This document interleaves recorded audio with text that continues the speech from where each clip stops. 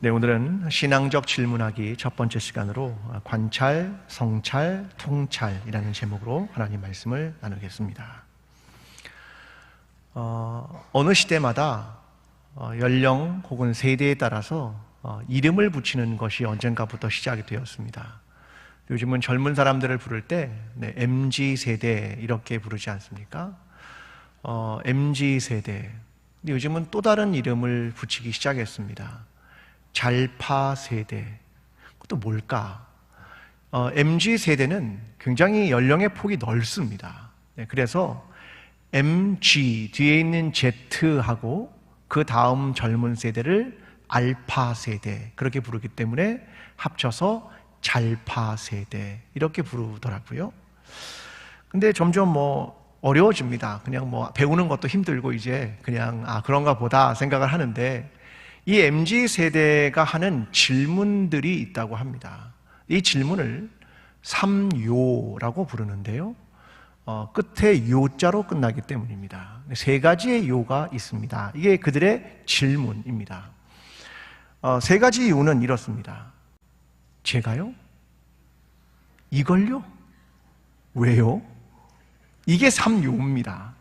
그러니까 제가 이걸 왜 해야 되는가? 이런 질문이겠죠. 저는 이것을 인터넷에서 이렇게 보다가 기성세대 중에 꼰대하고 MZ세대하고의 대화를 하나 찾게 되었습니다. 대화는 이렇게 구성이 됩니다. 어떤 일을 꼰대가 시켰습니다. 그랬더니 MZ세대가 말합니다. 당황스러워하며 제가요? 당연하다는 듯 당연하지. 나 때는 말이야 이거 혼자서 말을 끊으며 이걸요? 입을 최대한 동그랗게 모으며 노력해 보란 말이야. 왜요? 야, 이렇게 정리가 되는 겁니다. 이해가 되셨죠? 상황 이해되셨을 겁니다. 사실 젊은 세대들은 제가 젊었을 때도 부모님에게 반항을 하거나 저항을 하거나 이런 것들은 늘 존재했죠. 오늘 우리의 세대는 과연 어떠한가를 생각해 보면서 저는 이 3요를 좀 신앙적 질문으로 바꿀 수는 없을까? 이런 생각을 하게 되었습니다. 사실 질문이라고 하는 것은 생각해 보면 오늘 우리의 시대에 잃어가고 있는 것 중에 하나라고 생각합니다. 우리는 신앙생활을 하면 믿음 혹은 순종이라는 가치에 집중하기 때문에 질문하기, 사색하기, 생각하기 이런 것들을 점점 밀어내고 있는지도 모릅니다.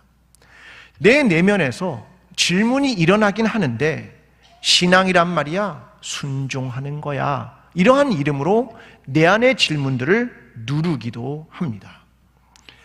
질문이란 대단히 의미 있는 행동입니다. 예를 들면 제자 도마가 부활하신 예수 그리스도를 만납니다. 그리고 그가 주님께 이렇게 말합니다. 주님, 주님의 손에 있는 못자국을 내가 만져봐야, 주님 옆구리에 있는 창자국을 만져봐야 내가 믿겠습니다. 이 말은 질문입니다. 만약 저와 여러분이 부활하신 주님을 만났다면 여러분 이런 얘기를 하고 싶으십니까? 안 하고 싶으십니까? 저 같으면 그렇죠. 안 하고 싶은 분도 계시고 저 같으면 하고 싶을 것 같습니다. 어쩌면 제 질문을 도마가 조금 해주고 있다 이런 생각도 하게 됩니다. 어쩌면 질문이라고 하는 건 솔직한 일이기도 하고 하나님의 뜻을 순종하기 위한 과정을 가는 것이기도 하고 나의 삶에 변화하는 과정을 가는 것이기도 합니다. 질문. 우리는 이 질문에 대한 이야기를 나누어 보려고 합니다. 그 8월까지 신앙적 질문하기라는 것으로 이야기를 할 텐데요. 우리는 이 질문들 속에 우리의 질문을 발견하고 하나님의 뜻을 찾아가고 새로운 통찰을 해보고자 하는 것이 저희가 8월 동안 하는 신앙적 질문하기라는 것입니다. 저는 그래서 이 기간 동안 여러 책들을 다룰 겁니다. 로마서를 통해 로마 교회를, 그리고 고린도 교회, 에베소 교회, 갈라디아 교회, 빌립보 교회, 골로새 교회, 데살로니가 교회. 도대체 그 교회들은 어떤 신앙적 질문을 했는가? 이것을 가지고 여러분과 함께 8월 한 달 동안 이야기를 나누어 보려고 합니다. 최근 2, 3년 기간 동안 외식업계에 핫한 단어가 하나 있습니다. 아마 여러분도 많이 들어보셨을 텐데요. 오마카세. 들어보셨습니까? 오마카세. 들어보신 분은 한번 끄떡끄떡. 네. 많이 들어보셨습니다. 오마카세는 일본어인데요. 여기서 마카세라는 말은 맡긴다, 그런 뜻입니다. 뭘 맡긴다. 거기에 오를 붙여서 오마카세라는 말인데, 보통 음식점에 가면 여러분 주문을 하잖아요. 내가 먹고 싶은 것을 메뉴판에서 주문을 합니다. 근데 오마카세는 그렇지 않습니다. 셰프가 주고 싶은 음식을 주는 게 오마카세입니다. 그러니까 원래 음식점에 가면 내가 먹고 싶은 걸 주문해야 되는데, 그게 아니라 셰프가 그냥 음식을 차려준다라는 것을 이야기하는 겁니다. 원래 이 말은 일본에서 스시집을 하는데 항상 생선을 잡는데 메뉴에 따라 다 생선을 잡을 수가 없는 겁니다. 그래서 오늘 잡힌 생선을 중심으로 해서 음식을 내주면서 시작한 게 이 오마카세라는 겁니다. 근데 한국에 와서 이게 좀 고급 음식을 이야기할 때 사용하는 말이 됐죠. 여러분, 오마카세의 장점은 뭐냐면 짬뽕을 먹을지 짜장면을 먹을지 반반으로 먹을지 고민할 필요가 없다는 겁니다. 그냥 셰프가 음식을 주면 그냥 먹으면 되는 겁니다. 그러니까 내가 고민할 필요가 없는 거죠. 사실 우리의 뇌는 단순한 걸 좋아합니다. 그래서 뭔가를 생각하는 것 말고 단순한 결정하는 것, 이런 것들을 굉장히 좋아한단 말입니다. 저는 그래서 이런 것들이 생각되었다고 생각합니다. 그런데 신앙도 비슷합니다. 사람들은 신앙생활을 단순하게 하고 싶어 합니다. 시키는 대로만 하고 싶어 하고요. 복잡한 생각을 하기도 싫습니다. 고뇌하는 일, 사색하는 일 싫지요. 그냥 교회에 나와서 즐겁고 재미있는 이야기 듣고 하나님의 축복이 있기를 기도합니다. 그러면 아멘으로 받고 집으로 돌아가고 싶은 겁니다. 그런데 과연 기독교의 신앙이 그러한가? 그걸 생각해 보는 거죠. 기독교의 신앙은 그렇지 않습니다. 하나님의 뜻을 찾아가는 과정이고 하나님의 말씀대로 살아가기 위한 몸부림이고 이것이 그리스도인이 되어가는 과정이고 이것이 교회 공동체가 되어가는 과정이라는 말입니다. 저는 이러한 생각 속에서 오늘 로마서의 말씀을 통해서 우리에게 도전하시는 그 하나님의 말씀을 나누어 보려고 하는 겁니다. 자, 먼저 로마 교회는 로마라고 하는 제국의 한복판에 있던 교회입니다. 바울은 이 로마 교회에 편지를 쓴 것이 로마서입니다. 근데 로마서는 크게 두 부분으로 나누어집니다. 하나는 교리에 대한 부분이고 하나는 삶에 대한 부분, 이렇게 로마서가 크게 나누어집니다. 이 말을 바꾸면 이런 거죠. 예수를 믿는다는 건 무엇입니까? 이것이고, 두 번째는 그리스도인으로 산다는 것은 무엇입니까? 이것을 말하는 것이 로마서 전체의 내용입니다. 첫 번째 질문은 이거죠. 예수를 믿는다는 건 무엇입니까? 이것이 왜? 라는 질문하고 똑같다고 생각합니다. 자, 먼저 22절의 말씀을 좀 보겠습니다. 곧 예수 그리스도를 믿음으로 말미암아 모든 믿는 자에게 미치는 하나님의 의인이 차별이 없느니라. 예수 그리스도를 믿는다. 근데 그것은 모든 사람이 믿는 것이다 라는 얘기겠죠. 로마서는 두 부류의 사람을 대표적으로 말합니다. 하나는 유대인이고 또 하나는 헬라인입니다. 자, 유대인의 관점에서는 뭐가 중요했냐면 내가 신앙을 갖는다는 건 율법을 지키는 것이다 라고 생각을 한 겁니다. 로마서 3장 19절에 이렇게 말합니다. 우리가 알거니와 물은 율법이 말하는 자는 바는 율법 아래에 있는 자들에게 말하는 것이니 이는 모든 입을 막고 온 세상으로 하나님의 심판 아래 있게 하려 함이라. 자, 그들 모두는 율법 아래에 있다고 생각을 했습니다. 그 율법을 지키면 하나님을 믿는 거야 라는 생각을 한 거죠. 근데 실제로 율법을 지킬 수가 없었습니다. 그러니까 그들은 심판 가운데 있습니다. 이 얘기를 바울이 하는 겁니다. 헬라인은요. 그들은 율법이 없죠. 그러니까 기준점조차가 없는 겁니다. 그러므로 로마서가 말하는 건 유대인이든 헬라인이든 다 죄 가운데 있습니다. 이 얘기를 하고 있는 겁니다. 로마서 3장 23절이 이렇게 말합니다. 모든 사람이 죄를 범하였음에 하나님의 영광에 이르지 못하더니, 모든 사람은 다 죄를 지었습니다. 그래서 하나님의 영광에 이르지 못합니다. 우리 안에 불의, 추악, 탐욕, 악의 시기, 이런 것들이 다 우리 안에 있는 겁니다. 그러면 그 다음 질문은 이거겠죠. 우리는 더 낫습니까? 성경은 이렇게 말합니다. 그러면 어떠하냐? 우리는 나으냐? 그 다음 말은 뭡니까? 결코 아니라. 우리가 그들보다 더 낫지 않다는 거죠. 유대인이나 헬라인보다 더 낫지 않다, 그 얘기를 하고 있는 겁니다. 우리는 우리의 내면을, 우리의 삶을 관찰해 보면 그것이 무엇인지 알게 됩니다. 그런데 그 다음 질문은 24절로 이어집니다. 그리스도 예수 안에 있는 속량으로 말미암아 하나님의 은혜로 값없이 의롭다 하심을 얻은 자 되었느니라. 우리는 예수 그리스도를 믿음으로 그의 십자가와 부활로 구원을 얻었습니다. 값없이 말입니다. 이것이 오늘 우리가 얻은 하나님의 은혜입니다. 그런 말입니다. 여러분, 예수 그리스도의 이름으로 구원을 받으셨습니까? 여러분, 예수 그리스도의 이름으로 의롭다 하심을 받으셨습니까? 아멘. 이것이 우리의 고백입니다. 그러면 예수 그리스도를 믿는 사람은 죄를 지으면 안 됩니다. 왜요? 우리가 죄에게 종로로 탈 수 있습니까? 그럴 수 없지요. 그러면 우리는 죄를 지으면 안 되는 겁니다. 로마서 6장 15절이 이렇게 말합니다. 그런즉 어찌하리요? 우리가 법 아래 있지 아니하고 은혜 아래 있으니 죄를 지으리요? 다 함께 그럴 수 없느니라. 이게 로마서가 이야기하고 있는 겁니다. 내가 그리스도를 믿으면 죄를 지을 수 없습니다. 그런데 현실은 그렇지가 않습니다. 로마서 7장 23절, 내 지체 속에서 한 다른 법이 내 마음의 법과 싸워 내 지체 속에 있는 죄의 법으로 나를 사로잡는 것을 보는도다. 나에게 주어진 내 삶의 현실은 내 안에 있는 두 개의 법이 싸우고 있구나, 그거를 말하는 겁니다. 현실적으로 하나님을 믿으면, 예수 그리스도를 믿으면 내가 분명히 죄로부터 자유해야 하는데 그렇지 못하다.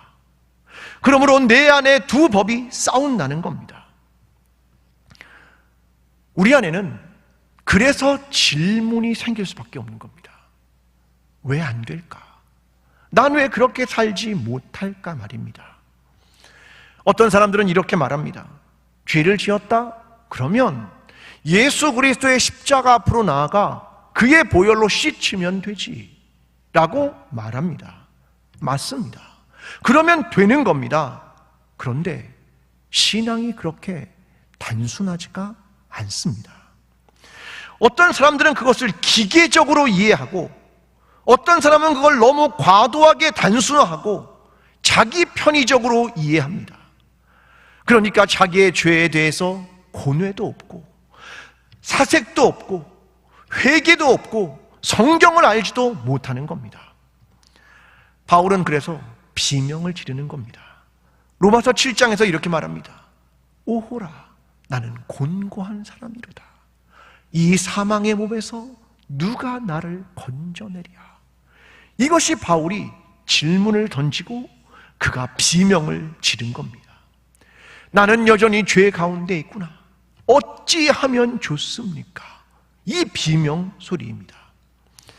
그래서 어떤 중세의 기독교인들은 임종 직전에 세례를 받았습니다. 임종 직전에 세례를 받는다는 건 세례를 받는 것이 그리스도인이 된다는 이해이고, 그리스도인이 되면 죄를 지을 수 없기에 내가 임종 직전에 세례를 받아 기독교인이 되고 그 이후에는 죄를 짓지 않고 죽는다, 그런 의미입니다. 그럼 그 앞에는요, 마음대로 살았죠. 살고 싶은 대로 살다가 세례받고 죽으면 천국에 간다. 그런 이해 아니겠습니까? 그러니까 삶의 고뇌도 어떠한 그리스도인의 삶도 없는 겁니다. 우리는 우리 자신을 깊이 관찰하며 질문해야 되는 거죠. 예수 그리스도를 믿는다는 건 무엇입니까? 이 질문입니다. 내가 예수 그리스도를 믿는다는 건 무엇입니까? 여러분, 이 질문을 놓치면 안 된다는 겁니다. 예수 그리스도를 믿는다는 것은 무엇입니까?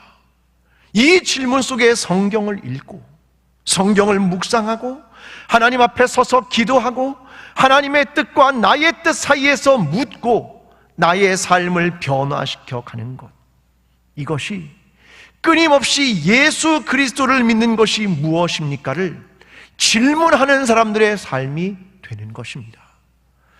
사랑하는 성도 여러분, 이번 한 주간 질문하십시오. 예수 그리스도를 믿는다는 것은 정말 무엇입니까? 내가 예수 그리스도를 믿는다는 것은 어떤 신앙을 갖는 것입니까? 이것을 하나님 앞에 질문하며 이번 한 주간 그 질문 속에서 살아가는 저와 여러분의 신앙이 되기를 간절히 기도합니다. 여러분, 두 번째 질문은 이것입니다. 이걸요? 이걸 해야 된다고요? 이렇게 살아야 된다고요? 이런 질문입니다. 로마서의 두 번째 부분은 그러한 삶과 생활에 대한 질문입니다. 로마서 12장 1절은 이렇게 시작합니다. 그러므로 형제들아, 내가 하나님의 모든 자비하심으로 너희를 권하노니 너희 몸을 하나님이 기뻐하시는 거룩한 산 제물로 드리라. 이는 너희가 드릴 영적 예배니라. 여기서 영적 예배를 드린다는 건 살아있는 제물로 드린다, 이 말은 너희의 삶으로 예배를 드린다라고 하는 말입니다. 이어서 2절이 이렇게 말합니다. 너희는 이 세대를 본받지 말고 오직 마음을 새롭게 함으로 변화를 받아 하나님의 선하시고 기뻐하시고 온전하신 뜻이 무엇인지 분별하도록 하라. 이 시대의 풍조가 아니라 하나님의 선하시고 기뻐하시고 온전하신 뜻을 분별하라고 이야기합니다. 그러니까 생각보다 더 이성적입니다. 그러면서 우리에게 삶에 대한 도전을 12장이 이렇게 하고 있습니다. 14절, 너희를 박해하는 자를 축복하라. 축복하고 저주하지 말라. 15절, 즐거워하는 자들과 함께 즐거워하고 우는 자들과 함께 울라. 16절, 서로 마음을 같이하며 높은 데 마음을 두지 말고 도리어 낮은 데 처하며 스스로 지혜 있는 채 하지 말라. 21절, 악에게 지지 말고 선으로 악을 이기라. 여러분, 이대로 다 하고 계시죠? 그리스도인이잖아요. 하고 계시죠? 우리의 질문이 이거죠. 이걸요? 이거 하라는 말입니까? 이거하고 똑같은 질문을 우리가 하는 겁니다. 성도들이 과연 행할 수 있을까? 로마 교회의 성도들에게 하신 말씀이잖아요. 그래서 사람들은 이걸 비껴가고 싶습니다. 그래서 이렇게 말하죠. 목사님, 조금 더 성숙하면 될 것 같습니다. 이렇게 말씀하시겠지요. 초대교회는 그리스도인이 되는데 그들에게 카테쿠메네, 그들에게 교리 교육, 세례 입교 교육을 시켰습니다. 보통 2년의 교육이면 끝납니다. 그러면 그가 교회 공동체에 들어와 그리스도인이 된다. 그래서 함께 성만찬을 행하는 겁니다. 그리스도인이 되는데 걸리는 기간은 2년 정도로 본 겁니다. 여러분, 신앙생활한 지 2년 넘으셨습니까? 2년 넘으셨습니까? 네, 자꾸 저를 외면하지 마시고, 2년 넘으셨습니까? 아, 넘었네요. 그러면 들어오신 겁니다.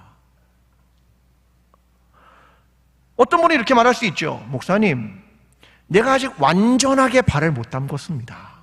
그렇게 말씀하실 수도 있겠죠. 예수님께서 첫 번째로 사람들에게 외쳤던 복음의 말씀이 있습니다. 내용은 이거죠. 회개하라, 천국이 가까이 왔느니라.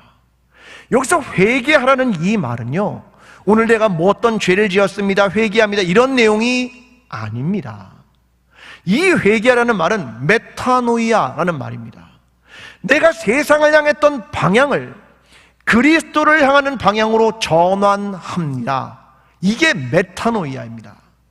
내가 예수 그리스도를 믿는다는 건 뭐냐면, 하나님 나라에 살아간다는 게 뭐냐면 삶의 방향을 바꿉니다. 그게 메타노이아입니다. 저와 여러분이 예수 그리스도를 믿는 건 그런 거 아닙니까? 세상을 향한 방향을 바꾸는 거 아닙니까? 그러면 우리는 그렇게 살아야 한다, 그 말입니다. 가능하시겠습니까? 최근에 한국 기독교 분석 리포트라는 책이 발표되었습니다. 여기에 보면 생각보다 충격적인 얘기들이 리포트되고 있습니다. 비종교인들, 그러니까 종교를 가지 않은 사람들에게 여러 한국에 있는 종교에 대한 호감도를 물었습니다. 자, 종교를 갖지 않은 사람들에게 종교에 대한 호감도를 물은 겁니다. 자, 호감 있는 종교 1위 뭐 같습니까? 불교입니다. 32.9%. 불교에 대한 호감도가 높다는 거죠. 두 번째는요, 가톨릭입니다. 29.9%. 그러면 기독교, 개신교, 우리에 대한 호감도는 몇 퍼센트쯤 될 것 같습니까? 6.8%입니다. 이 말은 선교가 어렵다, 그런 말입니다. 더 충격적인 걸 얘기 드릴까요? 유교가 11.3%입니다. 기독교는 유교보다도 못한 호감도를 가지고 있다, 이겁니다. 도대체 이런 일이 왜 생겼습니까? 그리스도인들이 무엇을 잃어버렸기 때문입니까? 삶을 잃어버렸기 때문입니다. 그래서 사람들은 기독교인에 대하여 위선적이다, 세속적이다, 이렇게 표현하는 것 아니겠습니까? 우리는 늘 생각합니다. 성경이 우리에게 말하면 우리 안에 질문합니다. 이걸요? 이걸 하란 말입니까? 이게 우리 안에 나오는 질문 아닙니까? 제가 여러분에게 신앙생활 쉽게 하는 방법을 좀 알려드리겠습니다. 신앙생활 쉽게 하는 방법은요, 주일 예배만 나오면 됩니다. 신앙적 의무를 다했다, 그렇게 생각하면 되거든요. 헌금하십시오. 헌금을 많이 하십시오. 왜요? 그러면 하나님이 기쁘다고 생각하실 겁니다. 주일 예배만 나오고 헌금만 많이 드리면 그게 신앙생활 잘했다, 그렇게 생각하는 것. 여러분, 이것이 얼마나 위험한 일인지 아십니까? 여러분, 그러면 기독교가 샤머니즘과 무엇이 다르단 말입니까? 가장 종교적이라고 하는 건 뭐냐면 의례입니다. 이 말은 제사를 드리고 많은 제물을 드리면 된다, 이것이 의례라고 하는 겁니다. 우리로 말하면 예배를 드리고 헌금 많이 하면 된다, 이것입니다. 기독교가 그것입니까? 미가 선지자가 이렇게 외칩니다. 여호와께서 천천의 순양이나 만만의 강물 같은 기름을 기뻐하실까? 내 허물을 위하여 내 맏아들을, 내 영혼의 죄로 말미암아 내 몸의 열매를 드릴까? 사람아, 주께서 선한 것이 무엇임을 내게 보이셨나니 여호와께서 내게 구하시는 것은 오직 정의를 행하며 인자를 사랑하며 겸손하게 내 하나님과 함께 행하는 것이 아니냐. 하나님이 기뻐하시는 것이 수많은 숫 양으로 제사를 드리는 것입니까? 만만의 강물 같은 기름으로 하나님께 드리면 기뻐하시는가? 아니다. 너희의 삶이 정의롭고 너희가 인자와 인애를 사랑하고 겸손하게 하나님과 동행하는 것, 그것이다. 그것을 미가 선지자가 말하는 것이 아닙니까? 기독교는 종교 의식을 하는 종교가 아닙니다. 로마라고 하는 곳은 종교가 엄청나게 많았던 곳입니다. 모든 종교는 다 그 예식을 한 겁니다. 그런데 기독교는 들어와서 아니야, 예식과 의례가 아니라 믿는 사람들, 얼마나 중요한 단어인지 모릅니다. 믿는 사람들, 그들은 무엇을 믿는가? 예수 그리스도를 믿는 사람들. 이건 의식이 아니라 이걸 기독교가 로마에 보여준 겁니다. 그 내용의 핵심이 뭔지 압니까? orthodox입니다. 독스라는 말은 생각이라는 말이고 orth라는 말은 바른 그런 말입니다. 이 말을 다른 말로 하면 이런 겁니다. 너는 어떤 생각을 가지고 살아가느냐, 그게 기독교의 본질 안에 들어있다는 겁니다. 예수를 믿는다고 하는 것은 의례를 지키는 게 아니라 어떤 생각을 가지고 살아가느냐, 그 말이라는 겁니다. 로마서 12장 1절과 2절은 이렇게 말합니다. 이는 너희가 드릴 영적 예배니라. 너희는 이 세대를 본받지 말고 오직 마음을 새롭게 함으로 변화를 받아. 여기서 영적이다, 이 말은 어떤 말이냐면 합당한 그런 말입니다. 합당하다, reasonable하다 그런 말입니다. 여기서 너희의 마음을 새롭게 한다는 건 heart가 아닙니다. mind입니다. mind. 너희의 마음, 너희의 이성으로 분별력을 가져라. 기독교는요, 대단히 이성적인 종교입니다. 하나님의 뜻인지 나의 생각인지 우리의 삶을 분별하고 바른 길을 걸어간다. 이게 기독교가 가진 핵심이었습니다. 여러분, 예수를 믿는다는 건 무엇입니까? 예수를 믿는다고 하는 건 기독교의 믿음이란 뭐냐는 겁니다. 내 언어의 사용과 내 행동은 하나도 그렇지 않으면서 예배를 드리면 좋은 그리스도인이 된다. 착각입니다. 우리 교회의 올해 주제는 예배자로 살게 하소서입니다. 어떤 사람들이 착각을 하는 것 같습니다. 예배 잘 드리는 한 해인가 보다. 죄송합니다. 아닙니다. 주제는 뭐냐면 예배자로 사는 것입니다. 여기서 예배를 드리면 우리의 일상에서 예배자로 그리스도인답게 살자가 핵심입니다. 이걸 놓치게 되면 와서 예배 드리고 나는 의무를 다했다고 생각하는 겁니다. 예수 그리스도를 믿는 것이 무엇인지 여러분 한 주간 깊이 있게 질문하며 내가 예수 그리스도를 믿는다고 하는 영적인 예배를 드린다는 것과 이 세대 속에 마음을 새롭게 한다는 것, 그 말씀대로 살아간다는 것이 무엇임을 기억하며 복음에 합당한 그리스도인으로 예배적 삶을 살아가는 저와 여러분의 신앙이 되기를 간절히 기도합니다. 여러분, 세 번째 질문은 이거죠. 제가요? 제가요? 이 질문입니다. 로마서 16장은 로마 교회를 구성했던 많은 성도들의 이름을 나열합니다. 여기에 보면 사회적 신분이 높은 자, 낮은 자, 경제적으로 부자인 자, 가난한 자가 다 섞여 있습니다. 그 중에 암블리아, 우르바노, 허메, 블롤고로, 율리아, 이런 이름들은 당시의 노예의 이름입니다. 그리고 그곳에 있는 또 다른 이름들이 있습니다. 아리스토블로, 나기수, 이런 이름들은 당시의 로해력과 관련되고 로마에 굉장히 영향력 있는 부유한 사람들입니다. 그들이 함께 로마 교회에 있었습니다. 그 말입니다.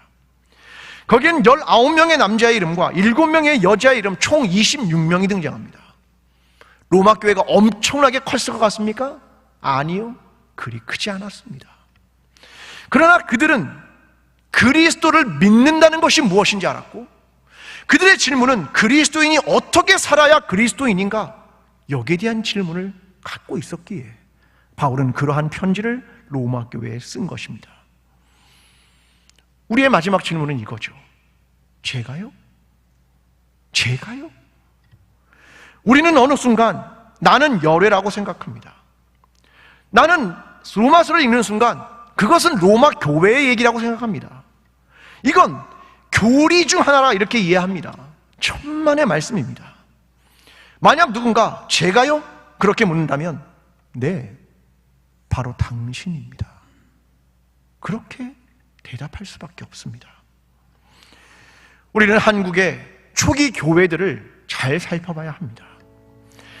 한국 교회의 사경회마다 초기의 한국 교회가 한 것이 있습니다. 그게 뭐냐면 날 연보라는 겁니다. 연보는 헌금 드리는 거잖아요. 근데 그걸 돈으로 하는 게 아니라 날로 했습니다. 시간으로, 삶으로. 이게 한국교회의 초기 기독교의 전통입니다. 그 시간을 찾아가 복음을 전하고 그리스도와 예수 그리스도를 전하는 선교를 했습니다. 초기의 한국교회는 선교를 보내는 자와 보내심을 받는 자가 나누어지지 않았습니다. 사람이 못 가면 물질을 보낸다? 그런 개념도 없습니다. 규모가 커야 선교를 한다? 그런 개념도 없습니다. 한국교회의 초기의 전통은 날 연보입니다. 1904년 11월 평북 철산 지방의 사경회에서 처음으로 350일의 날 연보를 했습니다. 일주일 후에 선천 사경회에서 선천의 교인들은 625일을 날 연보를 했습니다. 의주 교인들은 524일, 초산과 강계 교인들은 720일을 날 연보를 했습니다. 1910년 1년 동안 전국에 있는 한국 교회가 모은 날 연보는 10만 일을 넘어섰습니다. 이게 한국 교회입니다. 그런데 그 한국 교회는 다 사라지고 시간을 들이지 않고 삶도 들이지 않고 그저 교회에 나와 헌금을 드리면 그것이 하나님 예수 그리스도를 믿는다고 생각하는 것으로 변해갑니다. 우리는 질문해야 됩니다. 예수 그리스도를 믿는다는 건 무엇인가? 그리스도인으로 살아간다는 것은 무엇인가? 이걸 잃어버리면 우리는 신앙을 잃어버리게 됩니다. 사랑하는 성도 여러분, 일주일 동안 우리의 신앙과 우리 자신의 내면과 삶을 깊이 있게 관찰하십시오. 그리고 성경을 읽으며 예수 그리스도의 삶을 보며 깊이 있게 성찰하십시오. 그리고 그 가운데 새로운 통찰을 얻으십시오. 그렇게 변화되어가는 그리스도인, 그리스도의 몸된 교회가 되어 가십시오. 이것이 예수 그리스도를 믿는다는 의미입니다. 이것을 마음에 기억하며 한 주간 깊이 있게 질문하며 하나님의 뜻을 찾아가는 저와 여러분의 신앙이 되기를 간절히 축원합니다. 사랑하는 광주제일교회 성도 여러분, 예수 그리스도를 믿는 것은 그저 천국에 가는 것이 아닙니다. 예수 그리스도의 이름으로 죄사함과 구원을 받고 그리스도인의 삶을 사는 것을 포함하는 것입니다. 한 주간 예수 그리스도를 믿는다는 것이 무엇인지 깊이 생각하십시오. 그리고 그렇지 못한 나 자신의 모습과 현실 속에서 질문하며 기도하십시오. 그 과정을 통해 그리스도를 믿는 한 사람으로 일상에서 살아가십시오. 주님이 여러분과 함께 하실 것입니다. 이제는 우리를 위하여 이 땅에 찾아오셔서 말씀을 들려주시고 삶을 보여주신 예수 그리스도의 은혜와 하나님 아버지의 끝없는 인내와 사랑과 성령님의 동행하심과 도우심과 인도하심이 예수 그리스도를 믿는 그리스도인으로 살아가기를 소원하며 삶의 방향을 전환하기로 다짐하는 모든 예배자들과 광주제일교회와 나라와 민족 위에 지금부터 영원까지 함께 하시기를 간절히 축원하옵나이다. 아멘.